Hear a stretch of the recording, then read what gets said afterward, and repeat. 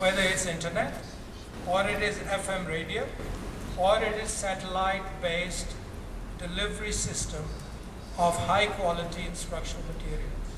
So we have all of those, but the key element is not the tools of delivery, but the content of delivery.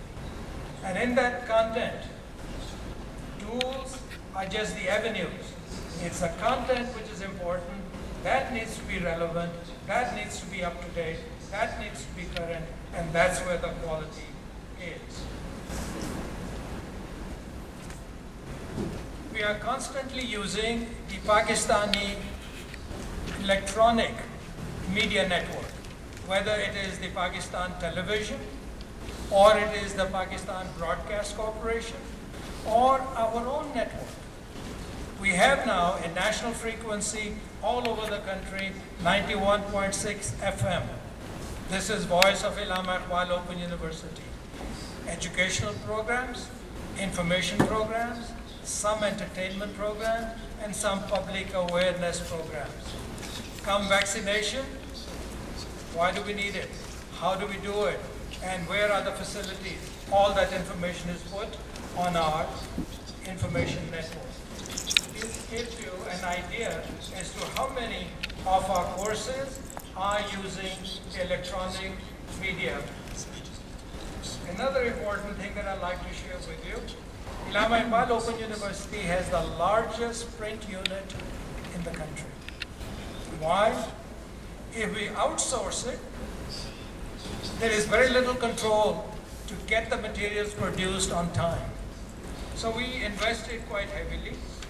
Every year now, about 3 million different pieces, study guides, textbooks, experimentation guides, those are all developed and printed by our own print media center. We warehouse these materials for the coming semester, this semester, because if you delay it, chances are you're not going to have it on time. So next semester's instructional materials are in our book warehouse. Now that is how we make sure that this is delivered on time. This is something that you need to think about. It's a heavy investment, but it's an investment which pays off. I mentioned earlier, make it accessible. And accessible is not just to have it available.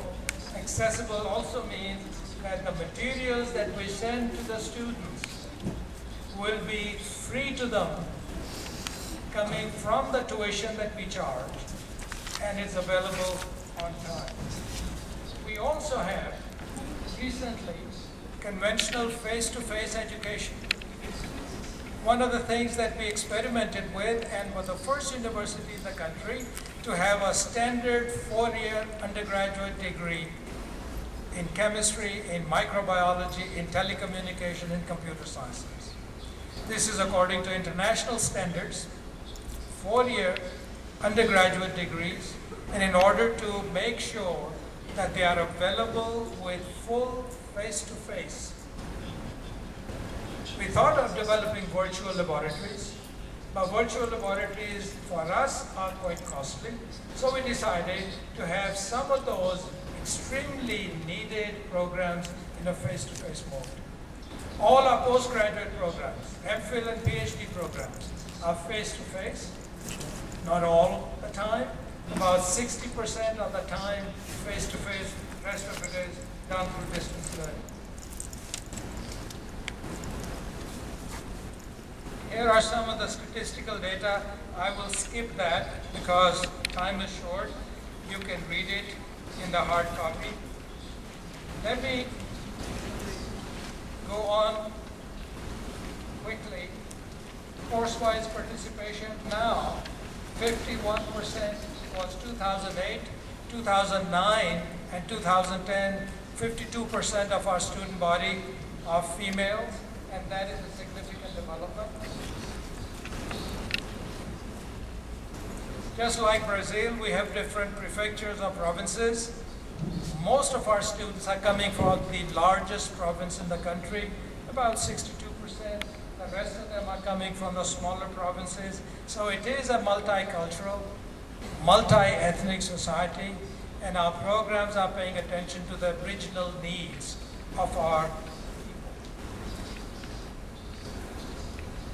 people. Over the 30-year period, 36-year period, more than 1.3 million people have received their certificates, degrees, and diplomas from the university.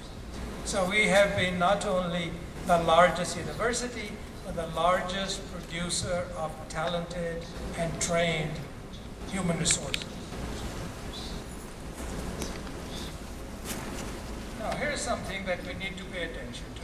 Open universities, with the prejudice that we heard about or the perceptions about it, quality is contingent upon quality of the curriculum. Do we have standardized curriculum? Quality of tutorial support. Every semester, the university hires part-time tutors, 45 to 50,000. Each one of them given 30 to 40 students to provide instructional support, to give some guidance that they need. This is a modified face-to-face educational opportunity. Most of the study is done by the learners themselves. Assignments are given to them. Tutors are there to evaluate those assignments. 30% of the grade is based on these assignments that students have to do after self-study. 70% of the grade is based upon traditional examinations. And then we conflate these two to come up with a final grade that the students are getting. In this way, the old perception that you get in and you get out with a piece of paper has been changed.